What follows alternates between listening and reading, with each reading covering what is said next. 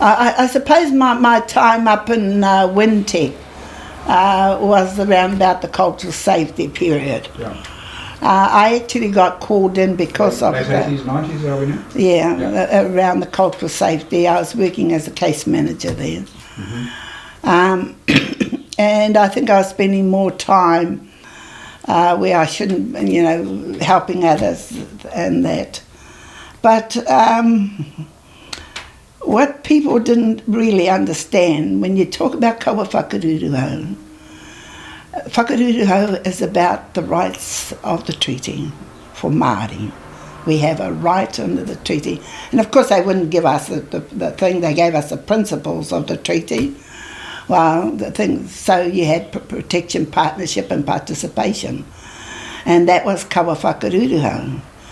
But when you're talking about cultural safety, which a lot of people start throwing at you, you're actually talking about the isms, ageism, sexism, the different isms.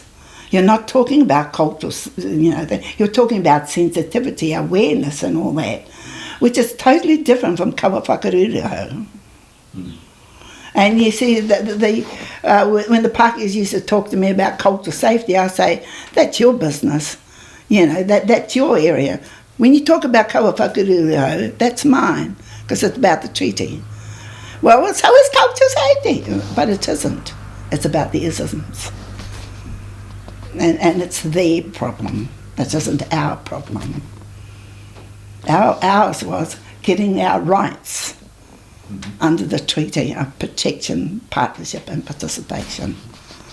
So, and trying to put that across was like, it would be too crude, I won't say it, and that.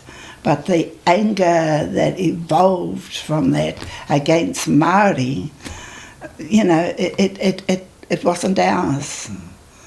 It was theirs, because they didn't want to look at themselves. They didn't want themselves to be aware. They didn't want them to be sensitive to other people. So they put the blame onto us as Māori. So that to me was about the cultural safety period within the politics.